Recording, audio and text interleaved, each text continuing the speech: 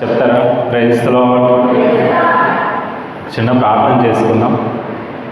మీలో ప్రేరేపింపబడిన వారు ఎవరో ఒకరు అన్నా బిగ్గరగా ఎవరో ఒకరు, ఎనీబడి ప్రార్థన ఎవరు చేయరా?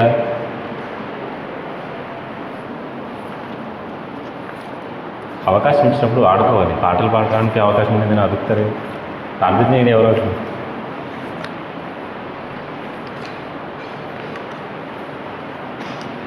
నిజంగా ఇది చాలా బాధాకరమైన విషయం.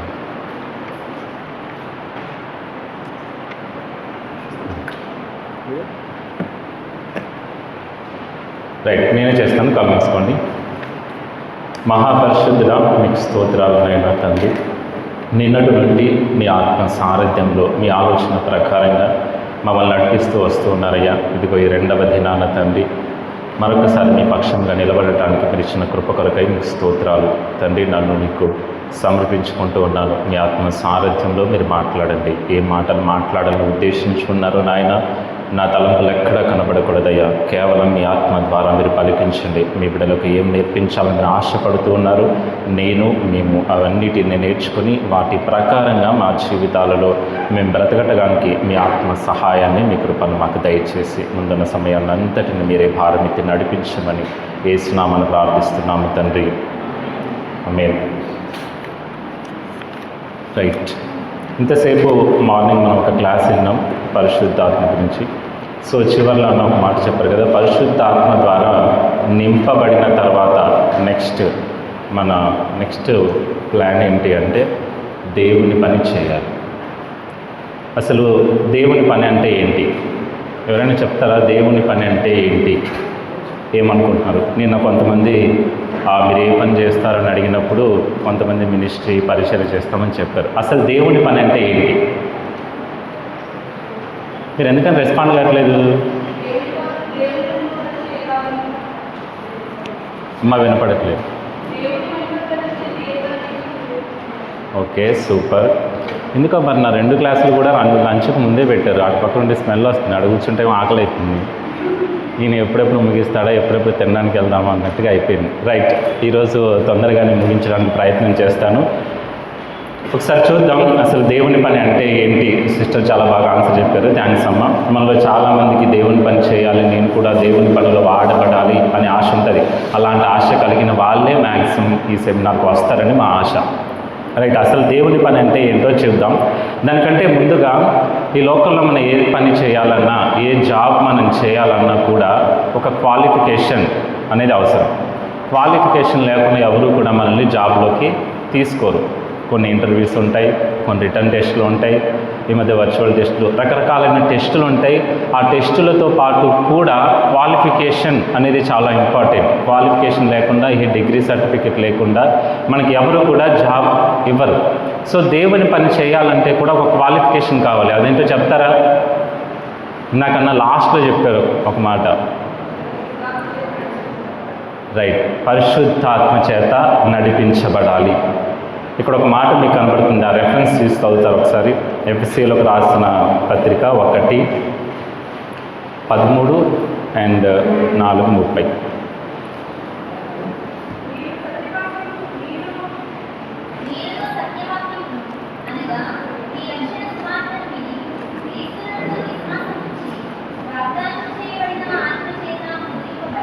వాగ్దానం చేయబడిన ఆత్మచేత ముద్రింపబడితి. అలాగే 4:30 చదివేమో.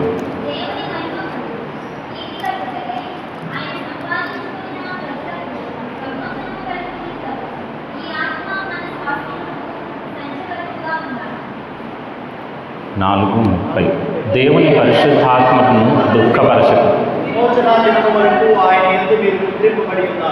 ఆయన యందు మీరు ముద్రింపబడి ఉన్నారు. మనం చేసే దేవుని పనికి క్వాలిఫికేషన్ ఏంటో అర్థమైందా? ఇప్పుడు పరిశుద్ధాత్మ ముద్ర, పరిశుద్ధాత్మ చేత ముద్రింపబడిన వారమై దేవుని పని చేయాలి. గుర్తుపెట్టుకోండి, మన టాలెంట్స్ కాదు, మన స్కిల్స్ కాదు. బైబిల్లో ఒక మాట రాయబడి ఉంటుంది, బలవంతులను సిగ్గుపరచడానికి బలహీనులను ఆయన ఎన్నుకుంటాడంట. అంటే ఈ లోకంలో ఉన్న మన బలాలు పనిచేయవు. మన టాలెంట్స్ చూపిద్దామని, మన స్కిల్స్ చూపిద్దామని, మనల్ని మనం చూపించుకోవాలని ఎప్పుడు కూడా మన టాలెంట్స్ని బేస్ చేసుకొని దేవుని పనిలో ముందుకెళ్ళడానికి ప్రయత్నం చేయకూడదు. దేవుని పని చేయడానికి మనకు కావలసిన ఒకే ఒక్క క్వాలిఫికేషన్, పరిశుద్ధాత్మ చేత ముద్రింపబడి ఆ పరిశుద్ధాత్మ ద్వారానే మనం అర్హత పొంది పరిశుద్ధాత్మతోనే మనం దేవుని పనిలో ముందుకెళ్ళాలి. రైట్. అయితే ఈ పరిశుద్ధాత్మ అసలు ఎందుకు అవసరం, పరిశుద్ధాత్మని ఎలా పొందుకోవాలో, ఎలా నింపుకోవాలో నెక్స్ట్ సెషన్లో మనం చూస్తాం. సో అసలు పరిశుద్ధాత్మ ఎందుకు అవసరం?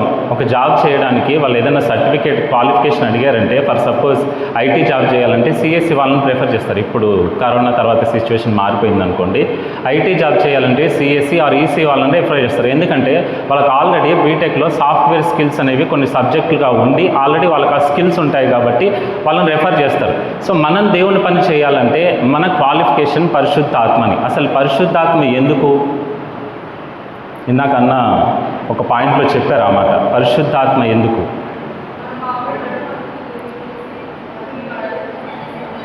అక్కడ ఒక వచనం కనిపిస్తుంది, చదవండి ఒకసారి. యోహాను సువార్త 14:26.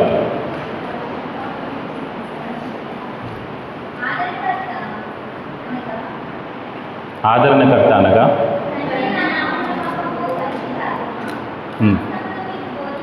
సమస్తమును మీకు బోధించి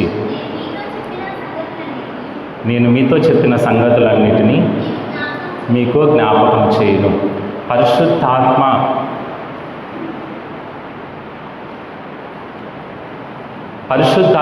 అనేది ఎందుకు అంటే, పరిశుద్ధాత్మ ద్వారా మనం ఎందుకు నింపబడాలి అంటే ఆయనే మనకు బోధిస్తారు.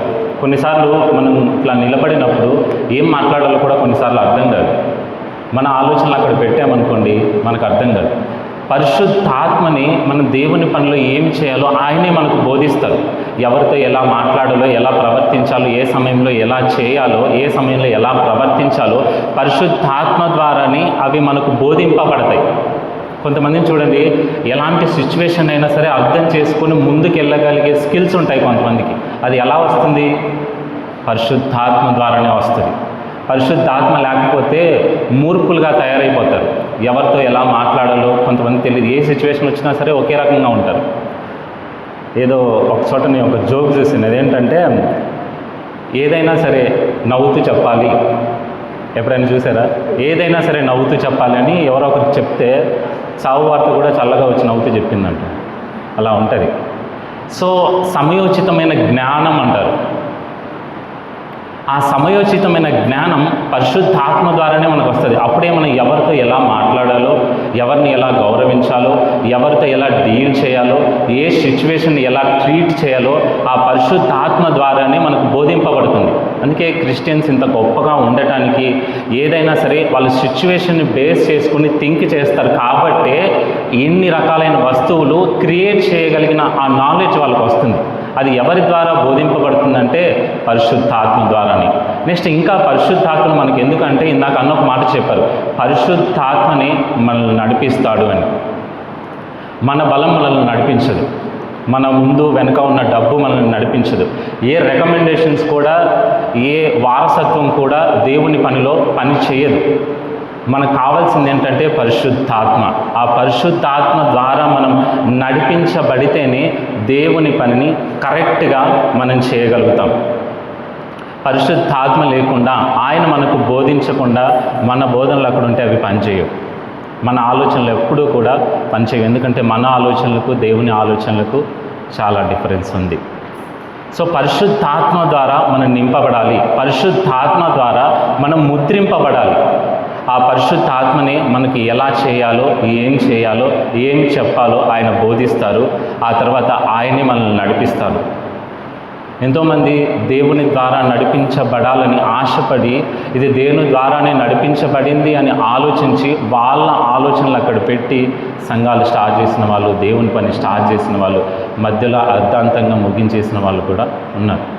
ఏదైనా సరే ఓన్లీ సేవలోనే కాదండి, మనం ముందు చూస్తాం దేవుని పని మనం చేయాలంటే పరిశుద్ధాత్మ ద్వారానే మనం నడిపింపబడాలి అంటే ఫస్ట్ ఆఫ్ ఆల్ పరిశుద్ధాత్మ ద్వారానే మనం ముద్రించబడాలి. ఇందాక చదువుకున్న ఎఫ్ఎస్సి 1:13 ఉంటుంది. అక్కడ విశ్వాసమును, ఆ రక్షణ సువార్తను విని విశ్వసించి, ఫస్ట్ వినాలి, విన్నదాన్ని విశ్వసించాలి, అప్పుడే మనం రక్షించబడిన తర్వాతని పరిశుద్ధాత్మ చేత మనం నింపబడిన తర్వాత దేవుని చేత పిలువబడిన వారమై పిలిచిన తర్వాత ఆయన మనం పంపిస్తారు ఈ లోకానికి. ఆల్రెడీ వచ్చాము, కాకపోతే దేవుని పని ఎలా చేయాలో ఆయన బోధించి పంపిస్తారు. దేవుని పనిలో ఎలా నడుచుకోవాలో ఆయనే మనను బోధించి నడిపిస్తారు. ఇది కొంచెం బోరుగానే ఉంటుంది పరిశుద్ధాత్మ గురించి, ఎందుకంటే యాక్సెప్ట్ చేయడం కొంచెం కష్టం కదా. కానీ వినండి, నేర్చుకోండి, ఏదో ఒక రోజు ఖచ్చితంగా దేవుడికి దాన్ని ఫలింపజేస్తారు. అయితే పరిశుద్ధాత్మ ఎందుకో మనం చూసాం. పరిశుద్ధాత్మ ద్వారా ముద్రింపబడితేనే మనం దేవుని పని చేయగలుగుతాం. పరిశుద్ధాత్మ ద్వారానే మనం నడిపించబడతాం. పరిశుద్ధాత్మ ద్వారానే మనం బోధించబడతాం. అయితే ఏంటి అసలు దేవుని పని అంటే ఏంటి? ఈ లోకంలో చాలా రకాల పనులు ఉన్నాయి. కొంతమంది ముక్తి కోసం చేసే కార్యాలు,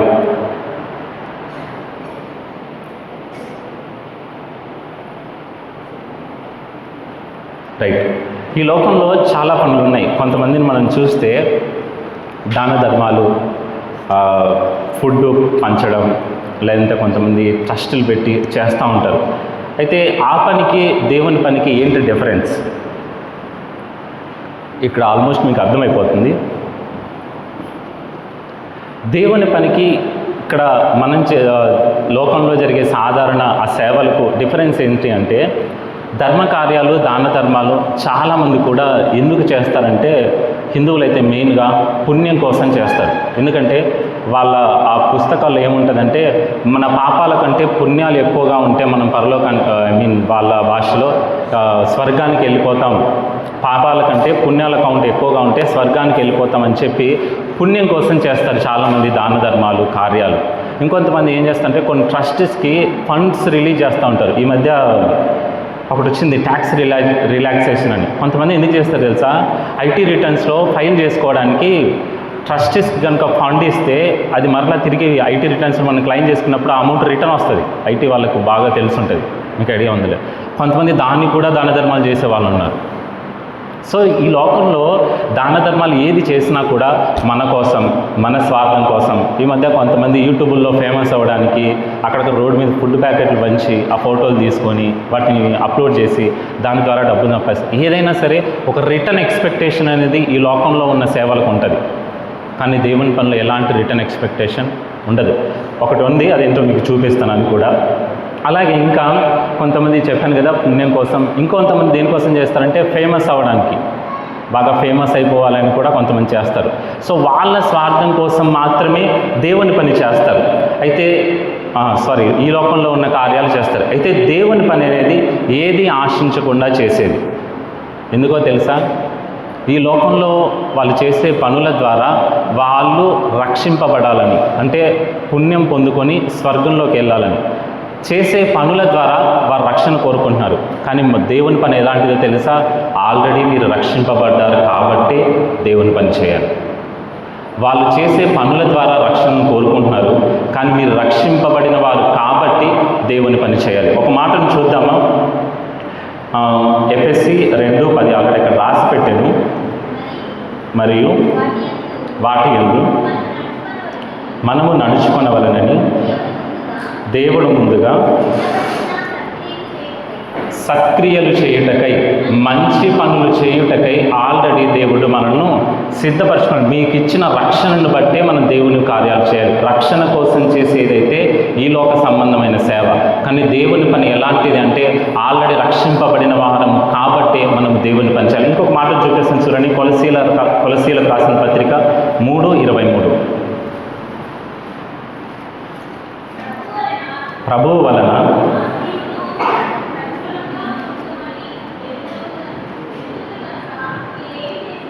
మీరేమి చేసినను అది మనుషుల నిమిత్తము కాక ప్రభువు నిమిత్తమని మనస్ఫూర్తిగా చేయుడి. మీరు క్రీస్తునకు దాసులై ఉన్నారు.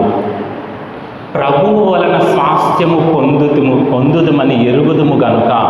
ఆల్రెడీ మీరు ప్రభువు వలన స్వాస్థ్యాన్ని పొందారు. రక్షింపబడిన ప్రతి ఒక్కరూ కూడా మనకు ఒక స్వాస్థ్యం ఉంది, అది ఆల్రెడీ మనం పొందుకున్నాం. సో అది పొందుదుమని ఎరుగుదుము గనుక దేవుని పని చేయాలి. ఈ లోకంలో ఏదో పొందుకోవాలని కాదు, మనకు ఫేమ్ రావాలని, ఫేమస్ అవ్వాలని, సెలబ్రిటీలుగా తయారవ్వాలని, దానికోసం చేసేది కాదు దేవుని ప్రేమ. మనకు ఒక స్వాస్థ్యం ఉంది, అది ఆల్రెడీ మనం పొందుదుమని. తమ్ముడు ఆ గెలక మాకు కరెక్ట్గా ఉంది. మనం అది పొందుదుమని ఎరుగుదుము కనుక ఏది చేసినా సరే మనుష్యుల నిమిత్తం కాదు. కొంతమంది చేసే పనులు ఎలా ఉంటాయంటే, మనం యూత్ కదా, కాలేజెస్లో, ఆఫీసులో కొంతమంది వాళ్ళ దగ్గర నుంచి ఏదో ఇంప్రెషన్ తెచ్చుకోవాలని కొంతమంది ప్రయోగాలు చేస్తూ ఉంటారు. ఎక్కువ కాలేజీలో అయితే పిచ్చి పిచ్చి వేషాలు వేస్తూ ఉంటారు. ఎవరి దగ్గరో మనం ఇంప్రెషన్ తెచ్చుకోవడానికి చేసేది కాదు దేవుని పని. ఎవరి దగ్గర మనం మంచి పేరు తెచ్చుకోవడానికి చేసేది కాదు దేవుని పని. మనుషుల కోసం కాదు, అది ఎవరి కోసం చేయాలని రాయబడిన మాట, ప్రభువు నిమిత్తము మనస్ఫూర్తిగా. కొంతమంది పని చేస్తారు పాపం, కానీ గొనుక్కుంటూ ఉంటారు. పని చేస్తారు పాపం, కానీ సనుక్కుంటూ ఉంటారు. ఏంది చర్చిలో ఇంతమంది ఉంటే నాకే చెప్తారు ఈయన, నేను ఒక్కడే కనపడ్డానా, వాళ్ళు కూడా ఉన్నారు కదా. నేను అంటాను, మీరు అలా గొనుక్కుంటూ సనుక్కుంటూ చేయడం కంటే చేయకుండా ఉండడమే మంచిది. దేవుని పని ఎప్పుడు కూడా మనస్ఫూర్తిగా చేయాలి. మీరు ఏ పని చేసినా సరే మనస్ఫూర్తిగా చేస్తేనే దానికి రిటర్న్ అనేది ఏదో ఒక ఫలితం ఉంటుంది.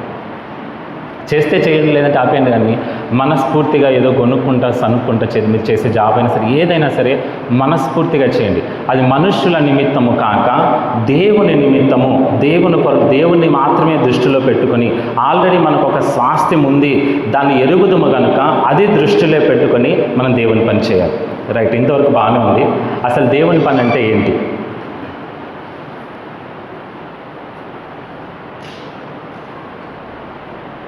చాలా ఉన్నాయి, వాటిలో మనకు అవసరమైన వాటిని మాత్రమే కొన్ని కుదించి సమయాన్ని బట్టి నేను ముందుకెళ్తాను. దేవుని పని అంటే ఏంటి? ఫస్ట్, వర్డ్ మినిస్ట్రీ, వాక్య పరిచర్య. సెకండ్, మినిస్ట్రీ ఆఫ్ హెల్ప్స్, సహాయ పరిచర్య. And last one, work place ministry, మన జీవిత సాక్ష్యం. ఈ పరిచర్య అనేది ఎలా ఉంటుందంటే, సంఘంలో ఉంటుంది, అట్ ది సేమ్ టైం సమాజంలో ఉంటుంది. మనం చాలా వరకు ఎలా థింక్ చేస్తామంటే, దేవుని పని అంటే ఏంటి అంటే, ఓన్లీ సంఘంలో చేసేది మాత్రమే, ఓన్లీ చర్చెస్లో చేసేది మాత్రమే దేవుని పని అని మనం థింక్ చేస్తాం.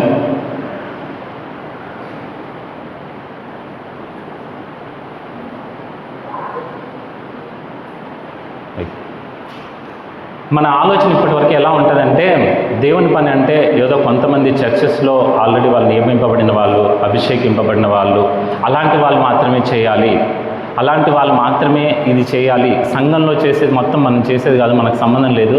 సంఘంలో చేసేది మాత్రమే దేవుని పని, బయట చేసేది అంతా, కొంతమంది అంటారు కదా, ఆత్మీయత ఏమంటారు, ఒక రకం ఆత్మీయ జీవితం వేరు, నార్మల్ జీవితం వేరు అని. అలా ఎప్పటికీ ఉండదండి, ఉన్నది ఒకటే జీవితం.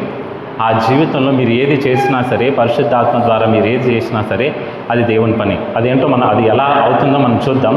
ఫస్ట్ దేవుని పని ఏంటి అంటే వాక్య పరిచర్య. ఎందుకు వాక్య పరిచర్యే మెయిన్ అయింది అంటే, ఆ వాక్యము ద్వారానే, ఆ వాక్య పరిచర్య ద్వారానే మనందరం కూడా ఈ విధంగా ఇలా మార్చబడ్డాం. ఆ వాక్యం లేకుండా ఎవరు ఈ విధంగా మనం తయారవ్వలేదు. సో వాక్య పరిచర్య అనేది చాలా ఇంపార్టెంట్. వాక్య పరిచర్య లేకుండా, సంఘంలో వాక్య పరిచర్య లేకుండా, ఫస్ట్ సంఘంలో వాక్య పరిచర్య ఉండాలి, అలాగే సమాజంలో వాక్య పరిచర్య ఉండాలి. సంఘంలో వాక్య పరిచర్య ద్వారానే మనం ఈ విధంగా తయారు చేయబడ్డాం. సో వాక్య పరిచర్య అనే పని చాలా ఇంపార్టెంట్. ఎందుకంటే ఆ వాక్యము ద్వారానే ఈ విధంగా మనం మార్చబడ్డాం. ఈ విధంగా మన బ్రతుకులు కూడా ఈ స్థితిలో ఉండటానికి ఆ వాక్యము ద్వారానే మనందరం పట్టబడిన వారు. అసలు ఎందుకు వాక్య పరిచర్య? మనకందరికీ బాగా తెలిసిన మాట. ఒకసారి చూడండి, తిమోతి 2వ తిమోతి 3:16-17. దైవజనుడు సన్నద్ధుడై ప్రతి సత్కార్యమునకు సిద్ధపడి ఉండునట్లు దైవావేశము వలన కలిగిన ప్రతి లేఖనమును ఉపదేశించుటకును, ఖండించుటకును, తప్పుదిద్దుటకును, నీతి యందు శిక్ష చేయుటకును ప్రయోజనకరమై ఉన్నది. ఈ వాక్యము ద్వారానే మనం గద్దింపబడతాం. ఈ వాక్యము ద్వారానే మనం సరిచేయబడతాం. ఈ వాక్యము ద్వారానే మన నీతి యందు శిక్షణ చేయబడతాం. ఈ వాక్యం లేకుండా ఎప్పుడు కూడా మనిషి జీవితంలో మార్పు అనేది రాదు. వినట ద్వారానే విశ్వాసం కలుగుతుంది. ఆ వినటం ద్వారానే మన జీవితాలు మార్చబడతాయి. ఆ వాక్యము ద్వారానే మనం సరిచేయబడతాం. ఆ వాక్యము ద్వారానే మనము గద్దింపబడతాం. ఆ వాక్యము ద్వారానే నీతిలో మనం శిక్షణ చేయబడతాం. కానీ ఈ మధ్య విచ్చలవిడిగా వాక్యం ఎక్కడ పడితే అక్కడ విని దాని వాల్యూ మనకు తెలియట్లేదు. ఇంకో బాధాకరమైన విషయం ఏంటంటే, యూత్ సాంగ్స్ పాడేటప్పుడు ఉంటారు, వర్షిప్ చేసేటప్పుడు ఉంటారు, కానీ కరెక్ట్గా వాక్యం స్టార్ట్ అయ్యేసరికి అక్కడ ఆ ఇన్స్ట్రుమెంట్స్ ఎవరైతే ప్లే చేస్తూ ఉన్నారో, సౌండ్ సిస్టమ్ ఎవరైతే ఆపరేట్ చేస్తూ ఉన్నారో దాన్ని సెట్ చేసి బయటకు వెళ్ళిపోతూ ఉంటారు. తర్వాత మళ్ళీ వాక్యం అయిపోయిన తర్వాత వర్షిప్ చేసేటప్పుడు వచ్చి మళ్ళీ ఇన్స్ట్రుమెంట్స్ ప్లే చేస్తూ ఉంటారు. వాక్యం వినడానికి చాలామంది ఇంట్రెస్ట్ చూపించడం తగ్గిపోయింది. ఎందుకంటే వాక్యం ఎక్కడ పడితే అక్కడ విచ్చలవిడిగా యూట్యూబ్లో రకరకాలైన వాక్యాలు విని అరే ఎప్పుడు విన్న వాక్యమే కదా, ఎప్పుడో ఎన్నోసార్లు వింటూ ఉన్నామని చెప్పి వాక్యం మీద చాలామందికి ఇంట్రెస్ట్ తగ్గిపోయింది. కానీ ఈ ఈవయంలో నిజంగా దేవుడు మాకు ఇచ్చిన మీరంతా ఒక బహుమానం అనుకోవాలి. మీరు మెయిన్గా సెమినార్కి ఎందుకు వచ్చారు అని ఎవరైనా అడిగితే మెయిన్గా చెప్పేది ఏంటి? మనం పెట్టిన టైటిల్ కూడా బైబిల్ సెమినార్, అంటే వాక్యం మాత్రమే బోధించబడతాయి. యాక్టివిటీస్ ఉంటాయి, అవి కూడా ఎందుకంటే జస్ట్ వాక్యం మీద కాన్సన్ట్రేషన్ రావటానికి. సో వాక్యం అనేది చాలా ప్రాముఖ్యమైనది. మన జీవితాలు మారాలన్నా, మన జీవితాలు సరిచేయబడాలన్నా ప్రతిదీ కూడా వాక్యము ద్వారానే మనకు బోధింపబడుతుంది. సో ఆ వాక్య పరిచర్య అనేది, ఆ వాక్య పని అనేది చాలా ప్రాముఖ్యమైనది. మీరు సంఘంలో ఖచ్చితంగా వాక్యము ద్వారా పని జరగాలి. ఒకసారి యేసుక్రీస్తు వారికి పేతురుకి మధ్యన ఒక చిన్న సంభాషణ జరుగుతుంది. మనకందరికీ తెలుసు, యోహాను సువార్త 21 అధ్యాయంలో ఉంటుంది. ఆయన అంటాడు పేతురుని పిలిచి, నీవు నన్ను ప్రేమిస్తున్నావా, నీవు నన్ను ప్రేమిస్తున్నావా, నీవు నన్ను ప్రేమిస్తున్నావా అని అడిగినప్పుడు 3 సార్లు ఒకటే క్వశ్చన్ రిపీట్ చేస్తాడు ఆయన. 3 సార్లు ఆన్సర్ చెప్పిన తర్వాత యేసుక్రీస్తు ప్రభువు రిటర్న్ ఏమంటాడు తెలుసా? నా మందను కాయు, నా మందను మేపు.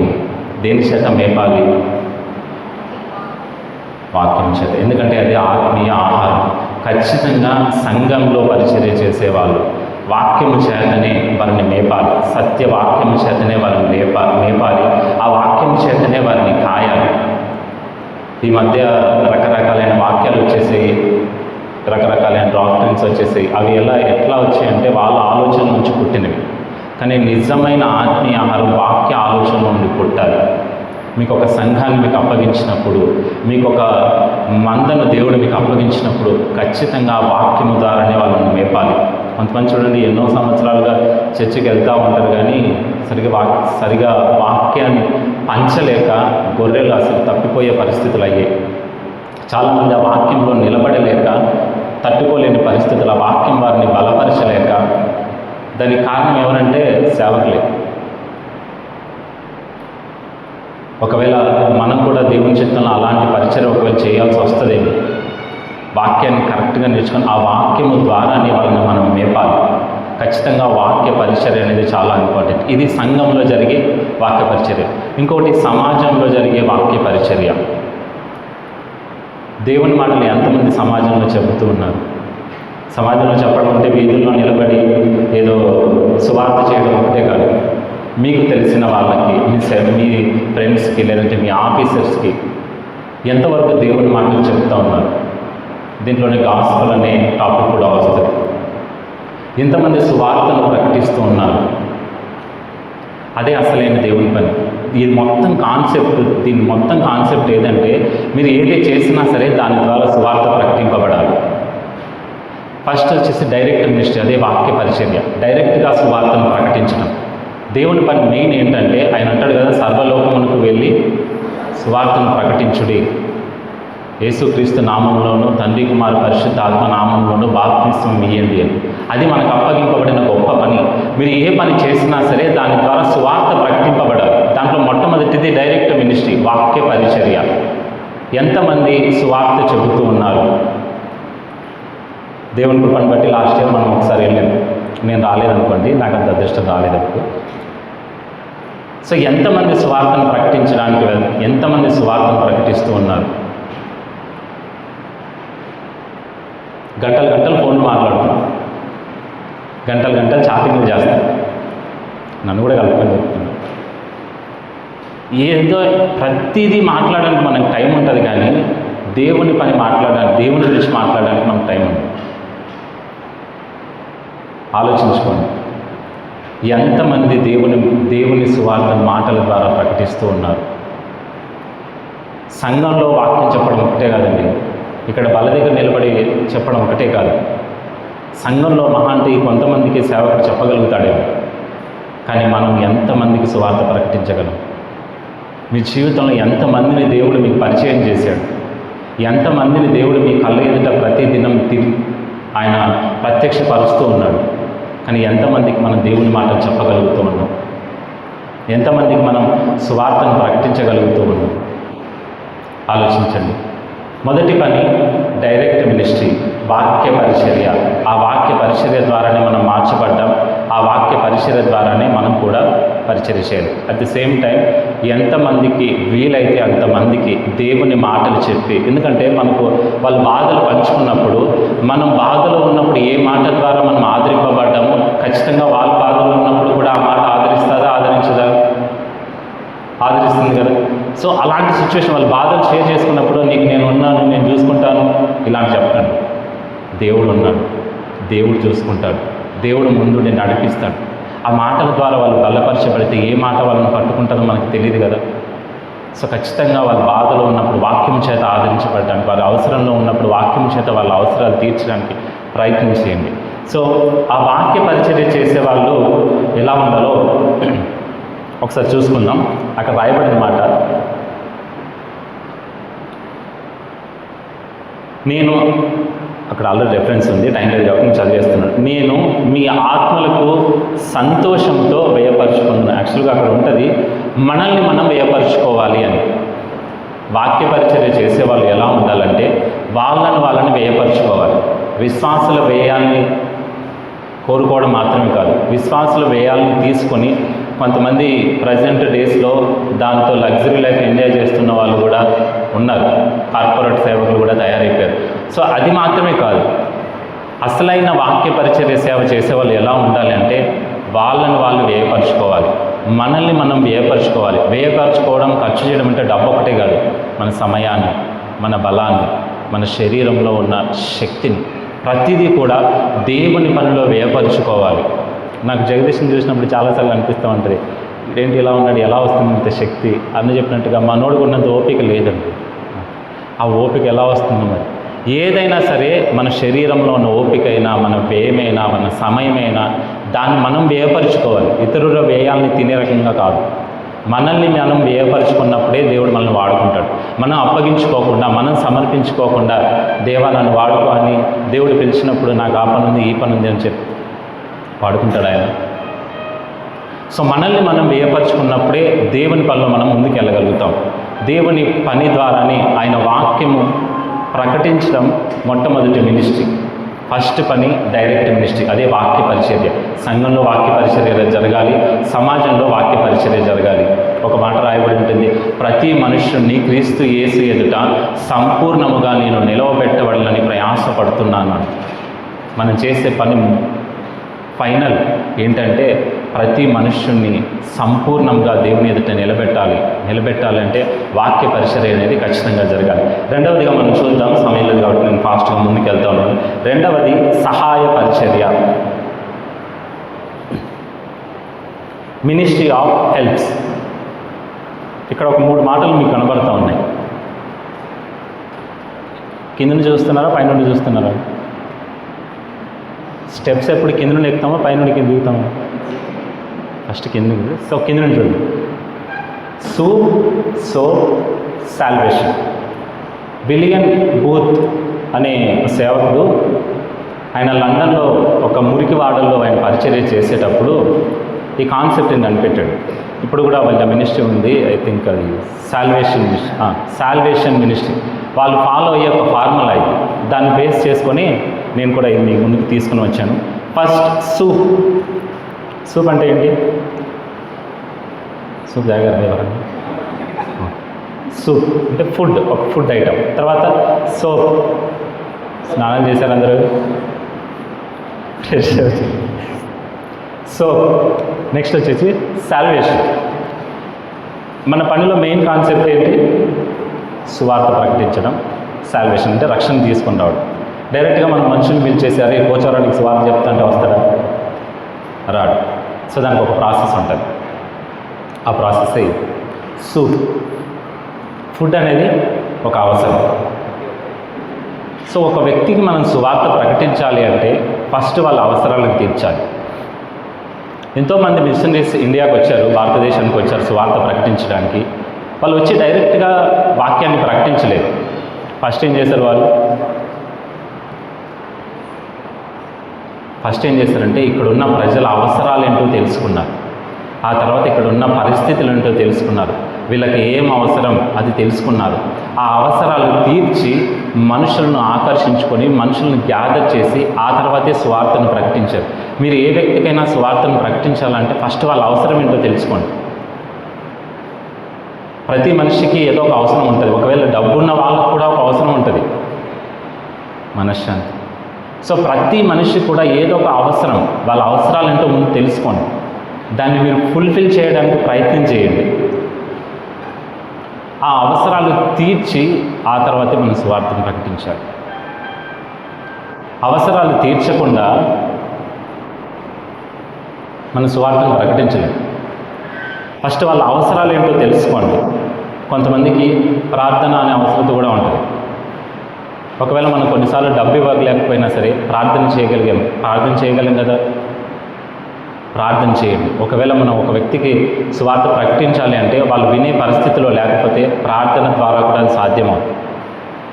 సో ఒక వ్యక్తికి మనం సువార్త ప్రకటించాలి అంటే ఫస్ట్ వాళ్ళ అవసరాలు ఏంటో తెలుసుకోండి. వాళ్ళ అవసరాలను తీర్చడానికి ప్రయత్నం చేయండి.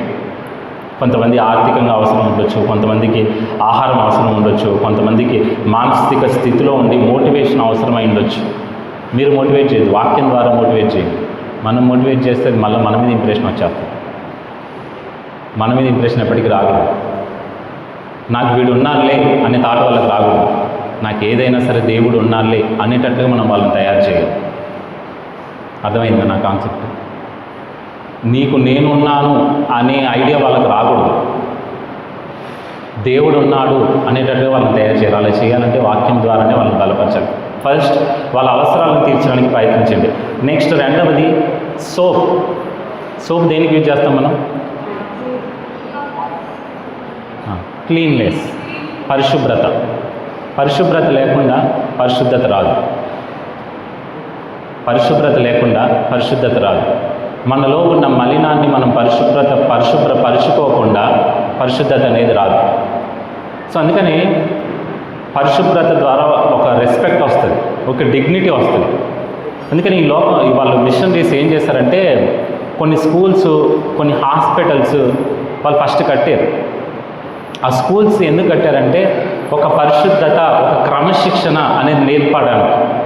హాస్పిటల్ ద్వారా ఒక పరిశుభ్రత, శరీర పరిశుభ్రత, శరీర ఆరోగ్యం అనేది వాళ్ళకు నేర్పడానికి ఫస్ట్ వాళ్ళు స్కూల్స్ కట్టారు, తర్వాత హాస్పిటల్స్ కట్టారు, ఆ తర్వాతే చర్చెస్ కట్టారు. ఫస్ట్ సర్వ్ చేశారు, వాళ్ళ అవసరాలను తీర్చారు, ఆ తర్వాత స్కూల్స్, హాస్పిటల్స్ కట్టారు, ఆ తర్వాతే లాస్ట్లో ఎక్కడో కార్నర్లో ఉంటుంది చర్చ్. చూసారా మిషనరీస్ ఇప్పటికి కూడా కొన్ని ఉన్నాయి, హైదరాబాద్లో చాలా ఉన్నాయి. నేను చూసినప్పుడు ఫస్ట్ స్కూల్ ఉంటుంది, ఒకవేళ స్కూల్ ఉన్నా కూడా లాస్ట్లో ఎక్కడో కార్నర్లో ఉంటుంది చర్చ్. ఫస్ట్ ఏంటంటే వాళ్ళ అవసరాలను తీర్చాలి, ఆ తర్వాత వాళ్ళు పరిశుభ్రంగా ఉండటానికి, ఆ పరిశుభ్రత ద్వారా పరిశుద్ధతలోకి మార్చబడాలి. అరే ఇలా కాదు, ఇలా చేయాలి, వాక్యంలో ఇలా రాయబడి ఉంటుంది, ఇలా నడుచుకుంటేనే మనం ఇలా మార్చగలుగుతాం, ఇలా నడుచుకుంటూనే మనం ఇలా తయారవ్వగలుగుతాం అని వాళ్ళకు ఒక పరిశుభ్రత, ఒక క్రమశిక్షణ, ఒక క్రమం అనేది వాళ్ళకు నేర్పించాలి. వాళ్ళ అవసరాలను తీర్చి నువ్వు ఇలా నడిస్తే, నువ్వు ఈ క్రమంలో ఉంటే, ఇది మెయింటైన్ చేస్తే నీ అవసరాలు ఇలా తీర్చబడతాయి, నువ్వు ఇలా ఫిజికల్గా అయినా ఎకనామికల్గా అయినా డెవలప్ అవ్వగలవు అనే ఒక క్రమాన్ని చూపించడానికి వాళ్ళు అలా స్టార్ట్ చేశారు. సో ఒక వ్యక్తిని మనం స్వార్థ ప్రకటించాలంటే అవసరాలు తీర్చిన తర్వాత వాళ్ళకు ఒక డిగ్నిటీ మెయింటైన్ చేయడం అనేది నేర్పించాలి. గౌరవప్రాయంగా సమాజంలో ఎలా బ్రతకాలి అనేది నేర్పించాలి. పరిశుభ్రంగా ఎలా ఉండాలో వాళ్ళకి నేర్పించాలి. పరిశుభ్రంగా ఉంటేనే పరిశుద్ధత అనేది వస్తుంది. క్లీన్లైనెస్ ఈజ్ హోలీనెస్. హోలీనెస్ అది మనల్ని దేవునికి, గాడ్ లైన్స్కి క్లోజ్గా చేస్తుంది మనం. సో ఫస్ట్ పరిశుభ్రత, ఆ పరిశుభ్రత తర్వాతే పరిశుద్ధత వస్తుంది. ఎప్పుడైతే పరిశుద్ధత వస్తుందో ఆ పరిశుద్ధత ద్వారానే రక్షణ కార్యం అనేది జరుగుతుంది. పరిశుద్ధత ద్వారానే వాళ్ళు రక్షింపబడతారు. ఎప్పుడైతే వాళ్ళు పరిశుద్ధంగా మార్చబడ్డారో, ఎప్పుడైతే వాళ్ళ మారు మనసు కలుగుతుందో అప్పుడే మన ఫైనల్ గోల్ సాల్వేషన్, రక్షణ అనేది జరుగుతుంది. వాళ్ళ అవసరాలు తీర్చకుండా, వాళ్ళని మనం నడిపించకుండా, ఒక క్రమంలో నడిపించకుండా వాళ్ళు దేవుని దగ్గరికి రావడానికి అసాధ్యం.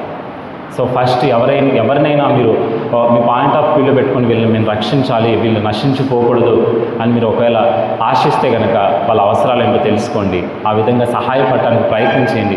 ఆ తర్వాత వాళ్ళని ఒక క్రమశిక్షణలో, ఒక పరిశుభ్రతలో, పరిశుద్ధత వైపు నడిపించడానికి సహాయం చేయండి. ప్రతి దాన్ని కూడా వాక్యంతో బేస్ చేసుకొని మాత్రమే నడిపించడానికి ట్రై చేయండి. అప్పుడే సాల్వేషన్ అనే ప్రక్రియ జరుగుతుంది. చివరిగా ఒక విషయాన్ని చెప్పి నేను ముగించేస్తాను. 3వ పరిచర్య, వర్క్ ప్లేస్ మినిస్ట్రీ. దీని గురించి మనం ఇంకా క్లియర్గా మన ఏవో సెషన్ 2లో లాస్ట్ క్లాస్ అనుకుంటాను, వర్క్ ప్లేస్ మినిస్ట్రీ అనేది ఇంకా అప్పుడు డీటెయిల్గా మనకన్నా టీచ్ చేస్తారు. అయితే నేను కొన్ని విషయాలు మాత్రమే నేను ఇక్కడ చెప్పి నేను ముగించేస్తాను. వర్క్ ప్లేస్ మినిస్ట్రీ జీవిత సాక్ష్యం. మన బ్రతుకే ఒక సాక్ష్యంగా మారాలి. ఇది కూడా దేవుని పని. సమాజంలో మనం బ్రతికే బ్రతుకు, మనం చేసే ప్రతి పని కూడా అది దేవుని పని. చర్చిలో చేసేది మాత్రమే కాదు, సంఘంలో చేసేది మాత్రమే కాదు, ఇలా ఇక్కడ నిలబడి వాక్యం చెప్పడం మాత్రమే కాదు, మన జీవితం కూడా ఒక సాక్ష్యం. అదే దేవుని పని. అది కూడా ఒక దేవుని పని. మన ద్వారా, మన జీవితం ద్వారా సువార్త ప్రకటించబడాలి. మన బ్రతుకుల ద్వారా సువార్త ప్రకటించబడాలి. మన ప్రవర్తన ద్వారా సువార్త ప్రకటించబడాలి. ఇక్కడ 2 పదాలు మీకు కనిపిస్తున్నాయా? Believe, behaviour. నమ్మకం, ప్రవర్తన. మనం ఏది నమ్ముతున్నామో అలా ప్రవర్తించాలి. మనం ఏది విశ్వసిస్తున్నామో అలా బ్రతకాలి. మన నమ్మకం ఒకటి, మనం విశ్వసించేది ఒకటి, మనం బ్రతికేది ఒకటి, మనం ప్రవర్తించేది ఒకటి ఉంటే దాని ద్వారా సువార్త ప్రకటింపబడదు. నువ్వు ఏం నమ్మావో, నువ్వు ఏది విశ్వసిస్తున్నావో దానికి తగినట్టుగా మనం బ్రతకాలి. మనం ఎవరిని నమ్ముతున్నాం? దేవుని నమ్ముతున్నాం. ఎవరిని విశ్వసిస్తున్నాం? క్రీస్తుని, పరిశుద్ధ ఆత్మని విశ్వసిస్తున్నాం. మనకి దేవునికి తగినట్టుగా మనం బ్రతుకుతున్నామా? క్రీస్తుకు తగినట్టుగా మనం బ్రతుకుతున్నామా? నమ్ముతున్నాం, బాగానే ఉంది. అనేకులు రక్షింపబడాలని ప్రార్థన చేస్తున్నాం, బాగానే ఉంది. కానీ మనం చేసే పని ఎలా ఉంది? మన ప్రవర్తన ఎలా ఉంది? ఒకసారి ఆలోచించుకోండి. మనం ఏది నమ్ముతున్నామో దాని ప్రకారంగా మనం బ్రతకకపోతే మన ద్వారా స్వార్థ ప్రకటించబడదు. మనం చూడగానే అరే వీడు క్రైస్తవుడు. కొన్నిసార్లు కొంతమందిని అడుగుతూ ఉంటారు, నువ్వు క్రైస్తవుడువా, నువ్వు క్రైస్తవుడువా అని మిమ్మల్ని ఎవరైనా అడిగారా? బస్సుల్లో కానీ, కాలేజెస్లో కానీ, ఆఫీసుల్లో కానీ, మీ చుట్టుపక్కల ఉన్న వారు ఎవరైనా మీరు చేసే పనులను బట్టి, మీరు ప్రవర్తించే ప్రవర్తనను బట్టి నువ్వు క్రిస్టియన్వా అని అడిగారు? మేబీ ఇంకా మీరు క్రిస్టియన్ కాదేమో, అడిగితే స్తోత్రం. సో మన ప్రవర్తన ద్వారా వాళ్ళు కనిపెట్టేశారు క్రిస్టియన్స్. అది కూడా ఒక సువార్తే. ఎందుకంటే క్రిస్టియన్స్ అంటే ఇంత నీట్గా ఉంటారా? క్రిస్టియన్స్ అంటే ప్రతిదీ ఇంత యథార్థంగా చేస్తారా? క్రిస్టియన్స్ అంటే వర్క్లో ఇంత డెడికేటెడ్గా ఉంటారా? క్రిస్టియన్ అని చెప్పి వర్క్ చేయకుండా కాలేజీలకు ముందు తిరుగుతూ ఉంటారు. అది కూడా వాక్యంలో ఉంటుంది తెలుసా? యథార్థత. దశంభాగంలో చాలామంది ఇవ్వడంలో యథార్థంగా ఉంటారు, కానీ తల్లిదండ్రులకు లోపడంలో యథార్థంగా ఉండరు. వాళ్ళకి ఇచ్చిన పని చేయడంలో, ఒక పొజిషన్లో, ఒక పనిలో దేవుడు నిన్ను పెట్టాడంటే ఆ పనిలో నువ్వు యథార్థంగా ఉండటం కూడా అది వాక్యం ద్వారానే. ఆ యథార్థంగా బ్రతకడం ద్వారా కూడా ఒక సువార్తే. నిన్ను చూసి నలుగురు మారుతారు. మార్పు అనేది అది కూడా ఒక సువార్తే. సో మీరు ఏది నమ్ముతున్నారో ఆ విధంగా బ్రతకడానికి ప్రయత్నిస్తున్నారా? లేకపోతే నమ్మేది ఒకటి, నటించేది ఒకటిగా ఉందా? ఈ మధ్య చాలామంది క్రైస్తవులు నటన అనే దానికి అలవాటు పడిపోయారు. ఒకప్పుడు సినిమాల్లో మాత్రమే ఉండేది నటన, ఇప్పుడు క్రైస్తవుని జీవితంలోకి వచ్చేసింది. మనుషుల ముందు నటించడానికి, సేవకుల ముందు నటించడానికి, తల్లిదండ్రుల ముందు నటించడానికి. దాని తర్వాత ఏం చేస్తున్నాం? నమ్మేది ఒకటి, నటించేది ఒకటిగా ఉంటే మన ద్వారా దేవుని పని జరగదు. మనం ఏది నమ్ముతున్నామో దాని ప్రకారంగా మనం నడిపింపబడాలి. మనం ఏది నమ్ముతున్నామో ఆ విధంగా మనం ప్రవర్తించాలి. అప్పుడే దేవుని పని జరుగుతుంది. కొన్నిసార్లు మన మీద మనకి క్వశ్చన్ వస్తూ ఉంటుంది. ఎందుకంటే పరిశుద్ధాత్మ మనలో ఉన్నాడు కదా, ఆయన బాధపడి మనల్ని అప్పుడప్పుడు క్వశ్చన్ అడుగుతూ ఉంటాడు. నువ్వు క్రైస్తవుడైనా?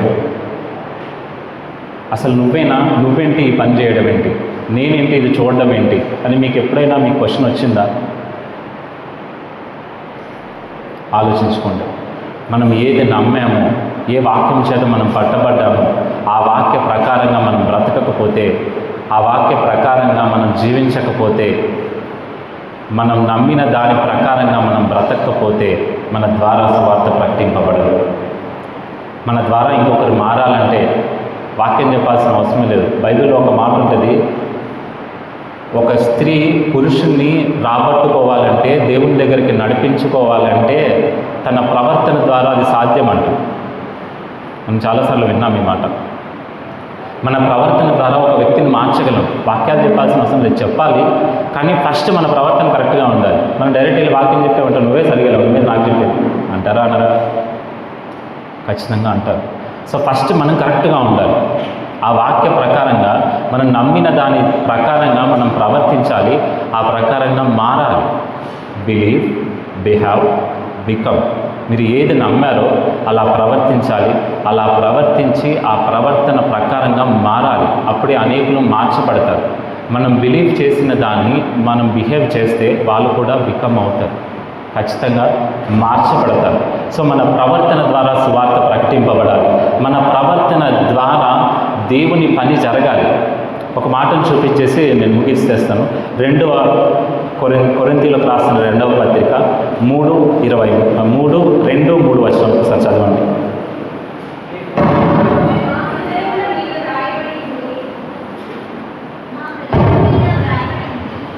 అమ్మా,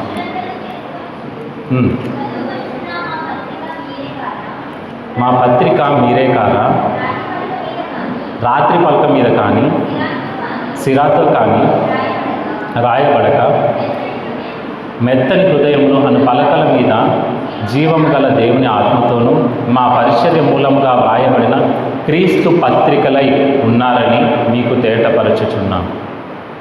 మీరంతా ఎవరు? క్రీస్తు పత్రికలు. మనమే ఒక పత్రిక.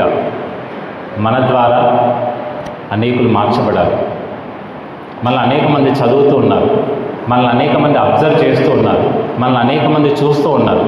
ప్రజెంట్ ఉన్న సమాజం క్రీస్తుని చూడలేదు. ప్రజెంట్ ఉన్న సమాజం వాక్యాన్ని చదవలేదు, కానీ మనల్ని చూస్తూ ఉంది, మనల్ని చదువుతూ ఉంది. క్రీస్తుని చూడకపోయినా క్రైస్తవుని చూస్తూ ఉంది. వాక్యాన్ని చదవకపోయినా మన జీవితాలను చదువుతూ ఉన్నారు. మరి వారికి మీరు సువార్త పత్రికలుగా మార్చబడ్డారా, లేకపోతే టైంపాస్ పత్రికలుగా మార్చబడ్డారా? ఆలోచించండి ఒకసారి. మనమే ఒక పత్రికలుగా మారాలి. క్రీస్తు కొరకైన పత్రికలుగా, అనేకులకు రక్షణకారకమైన పత్రికలుగా మనం మారాలి. అప్పుడే దేవుని పని మన ద్వారా జరిగింపబడుతుంది. ఆ విధంగా మనం మారకపోతే, క్రీస్తు లక్షణాలు మనలో కనబడకపోతే, ఆ పత్రిక రకాలుగా మనం మారకపోతే మన ద్వారా దేవుని పని జరిగింపబడదు. ఇప్పుడు చెప్పండి ఒకసారి, దేవుని పని అంటే ఏంటి? 3 విషయాలు చెప్పండి. వాక్య పరిచర్య, సహాయ పరిచర్య, జీవిత సాక్ష్యం. సో వీటిలో ఏ పొజిషన్లో మీరు ఉన్నా సరే, ఏ పని మీరు చేస్తున్నా సరే, అది దేవుని పని. పరిశుద్ధాత్మ ద్వారా ముద్రింపబడిన మనం ఖచ్చితంగా దేవుని పని చేయాలి. చేయకపోతే మన ద్వారా దేవునికి ఏ ప్రయోజనం ఉండదు. మన బ్రతుకే ఒక అర్థం కూడా ఉండదు. సో మన బ్రతుకులు అర్థవంతంగా మారాలంటే, దేవుని నమ్ముకున్నాం, అన్నీ తెలుసుకున్నాం, ఎన్నో సంవత్సరాలుగా చర్చికి వెళ్తున్నాం, డబ్బులు ఇస్తున్నాం, బైబిల్ సెమినార్కి వెళ్ళేసి వచ్చాం, ఏం ప్రయోజనం లేదు. బైబిల్ సెమినార్లో మీరు ఏం నేర్చుకున్నారో దాని ద్వారా ఇతరులకు ఏమైనా ప్రయోజనం ఉందా? ఎందుకని దేవుడు క్రైస్తవులని వెలుగుతో పోల్చాడు? మీరు లోకమునకు వెలుగై ఉన్నారు. ఎందుకని దేవుడు వెలుగుతో పోల్చాడు? వెలుగు ఏం చేస్తుంది? అది మనకు ఆశీర్వాదమా, ఎదుటోళ్ళకి ఆశీర్వాదం? క్రైస్తవుడు ఎప్పుడు కూడా అనేకులకు ఆశీర్వాదకరంగా మారేవాడు. క్రైస్తవులు ఎప్పుడు కూడా సమాజానికి ఉపయోగపడేవాడు. మరి మీ ద్వారా ఎంతమందికి ఉపయోగం? మీ ద్వారా మీ పేరెంట్స్, మీ ద్వారా మీ చర్చ్ వాళ్ళకి, మీ ద్వారా మీ ఫ్రెండ్స్కి, మీ ద్వారా దేవునికి ఏదైనా ఉపయోగం ఉందా? ఆ ఉపయోగకరంగా మనం మార్చబడ్డామా? ఆలోచించండి. కళ్ళు మూసుకుంటే ప్రేయర్ చేసుకుందాం. ఒకసారి ఆలోచించండి, నిజంగా మనం దేవుని పని చేస్తూ ఉన్నామా? దేవుని పని అంటే ఏదో సంఘంలో చేసేది, అది మనకెందుకులే అని అనుకున్నట్టుగా ఉన్నారా? లేకపోతే మీ ద్వారా, మన ద్వారా దేవుని పని జరిగించబడుతూ ఉందా? ఆలోచించండి. ప్రార్థన చేసుకుందాం. కళ్ళు మూసుకోండి. ఇంతసేపు అయ్యా మీరు ఏ మాట ద్వారా పట్టబడ్డారో, ఏ మాట ద్వారా మీరు నడిపించబడ్డారో ప్రార్థన చేసుకోండి. అమ్మ కొన్ని నిమిషాలు అయిపోయింది, నేను క్లోజ్ చేస్తున్నాను, ఫుడ్ కూడా రెడీ అయిపోయింది. కళ్ళు మూసుకోండి. కొన్ని నిమిషాలు ప్రార్థన చేసుకుంది. ఎవరికి వారే, తండ్రి నా ద్వారా, నా జీవితం ద్వారా సువార్త ప్రకటింపబడాలయ్యా. నా ద్వారా నాయన అనేకులు మార్చబడాలి నాయన. నా బ్రతుకు ద్వారా అనేకులు మార్చబడాలయ్యా. తండ్రి నీ వాక్యాన్ని ప్రకటించడానికి నీవు నన్ను పిలుచుకున్నావు. ఒక సంఘ కాపరిగా నీవు నన్ను నిలబెట్టుకున్నావు. కానీ తండ్రి నీ మందను కాసేవాడిగా నేను ఒకవేళ సరిగా లేనేమో, నీ మందను సరైన వాక్యము ద్వారా మేపే రకంగా ఒకవేళ నేను లేనేమో. ప్రార్థన చేసుకుందాం. నాయన నీ సంఘాన్ని నేను నీ వాక్యము చేత మేపాలయ్యా. అనేకులకు ఉపయోగపడేవాడిగా, అనేకులకు సహాయం చేసేవాడిగా, అనేకులను ఒక క్రమంలో నడిపించేవాడిగా, అనేకులకు రక్షణ తీసుకొని వచ్చేవాడిగా నేను మారాలయ్యా. నా జీవితం ద్వారా అనేకులు మార్చబడాలి నాయన. నా జీవితమే ఒక సువార్తగా, నేనే నీ కొరకు ఒక పత్రికగా మారాలయ్యా అని ప్రార్థన చేసుకోండి. తండ్రి మీకు వందనాలు నాయన. ఒక పత్రికగా నేను మారాలయ్యా. ప్రార్థన చేసుకోండి. క్లోజ్ చేసేద్దాము. మహాపరిశుద్ధుడా మీకు వందనాలు తండ్రి, మీకు స్తోత్రాలనైనా. ఇంతవరకు తండ్రి అయ్యా నిశ్చయముగా మీ పరిశుద్ధాత్మ ద్వారా మీరు మాతో మాట్లాడుతూ వచ్చారు నాయన. మీ ఆత్మను పొందుకున్నాము, మీ ఆత్మ చేత ముద్రింపబడ్డాము. అయితే నాయన నీ పనిలో మేము వాడబడలేకపోతూ ఉన్నామేమో తండ్రి. మీ ఆత్మ చేత నింపబడిన ప్రతి ఒక్కరూ కూడా మీ పని చేయాలని లేఖనాలు సెలవిస్తున్నాయి. అయితే ఆ పని ఏంటో మేము తెలుసుకోవటానికి, ఆ పని ఎలా జరిగించుకోవాలో మేము తెలుసుకోవటానికి మీరు కృప చూపించారు తండ్రి. నేను ఆ పని ప్రకారంగా మేము చేయటానికి మీరు సహాయం చేయండి అయ్యా. నేను అనేకులకు సువార్తను ప్రకటించేవారిగా, అనేకులను మీ వాక్యము చేత ఆత్మీయ ఆహారం ద్వారా మేము మేపేవారిగా, వాళ్ళ ఆత్మలను కాచేవారిగా మేము ఉండటకు సహాయం చేయమని ప్రార్థిస్తూ ఉన్నాము నాయన. అనేకులకు ఉపయోగపడేవారిగా, అనేకులకు సహాయం చేసేవారిగా, అనేకులను ఒక క్రమంలో మేము నడిపించేవారిగా, మేము నడుస్తూ అనేకులను నడిపించేవారిగా మీరు సహాయం చేయండి నా తండ్రి. ఇదిగో నాయన మీ వాక్య ప్రకారంగా మేము ఏదైతే నమ్మామో, మేము ఏదైతే విశ్వసించామో దాని ప్రకారంగా మేము బ్రతకటానికి మీరు సహాయం చేయండి నైనా. అనేకులు ఎదుట నీ కొరకు సాక్షులుగా మేము నిలబడటానికి, నీ కొరకైన పత్రికలుగా మేము నిలబడటానికి మా జీవితాలను మీరు మార్చమని ప్రార్థిస్తున్నాము తండ్రి. నిశ్చయంగా నాయన అలాంటి స్థితిలో ఉండాలని ఎవరైతే ఆశపడి నాయన ప్రార్థిస్తున్నారో నిశ్చయంగా వారి ప్రార్థనలు మీరు అంగీకరిస్తున్నందుకే మీకు స్తోత్రాలు. ఆ విధంగా మీరు వారిని మారుస్తున్నందుకే మీకు స్తోత్రాలు. అనేకులకు ఆశీర్వాదకారకంగా మీరు మమ్మల్ని మారుస్తున్నందుకై మీకు స్తోత్రాలు తండ్రి. మీకు స్తోత్రాలు ఇంతవరకు నడిపించినందుకై మీకు స్తోత్రాలు. నేను మీరు మాత్రమే మహిమ పొందినందుకై మీకు స్తోత్రాలు. ముందున్న సమయాన్ని కూడా నా తండ్రి మీ చేతులకు సమర్పిస్తున్నాం. మీరే ప్రతిదీ క్రమముగాను మర్యాదగాను నడిపించండి. మీ నామానికి మాత్రమే తండ్రి, మాకు కాదు యెహోవా, మాకు కాదు నాయన, మీకు మాత్రమే మహిమ ఘనత ప్రభావాలు చెల్లిస్తూ యేసు నామములో ప్రార్థిస్తున్నాము తండ్రి. ఆమేన్.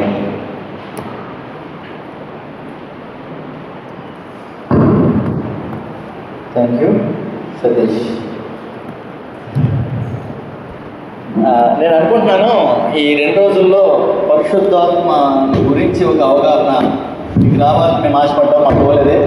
రెండోది ఏంటంటే దేవుడి పని అంటే మీలో ఉన్న అపోహ పోవాలి. దేవుడి పని అంటే కాదు, సమాజంలోకి వెళ్ళి మీరు ప్రవర్తించే ప్రవర్తన, మీరు చేసే సహాయం, ఈ రెండే దేవుడి పని. గుర్తుపెట్టుకోండి, మీరు మాట్లాడే మాట, మీ ప్రవర్తన, మీ యొక్క పని, ప్రతిదీ దేవుడి పనే. సో మీ నుంచి ఏది సమాజానికి కనబడుతుందో అది వాళ్ళు ఆలోచించేది ఏంటంటే వీడిది కాబట్టి ఇలా ఉన్నాడు అన్నట్టు. గాంధీ గారు మాట అంటారు, ఆయనకి మామూలుగా అయితే మత్తయి సువార్త 5వ అధ్యాయం బాగా చదివాడు ఆయన, తెలుసా? కానీ ఆయన ఏమంటాడంటే క్రీస్తు అంటే నాకు చాలా ఇష్టం, నేను క్రీస్తు దగ్గరికి వెళ్ళకపోవడానికి కారకులు క్రైస్తవులే. కారణం ఏంటంటే క్రైస్తవులు క్రీస్తులా జీవించరు అని. నీ ద్వారా సంఘానికి ఎవరైనా వస్తున్నారా లేదా, క్రీస్తు తెలుసుకుంటున్నారా లేదా పక్కన పెడితే, నీ ప్రవర్తన ద్వారా క్రీస్తుకు దూరం అయిపోయే ప్రవర్తన మాత్రం నీలో ఉండకూడదు. గుర్తుపెట్టుకోండి. మంచిది. ఒక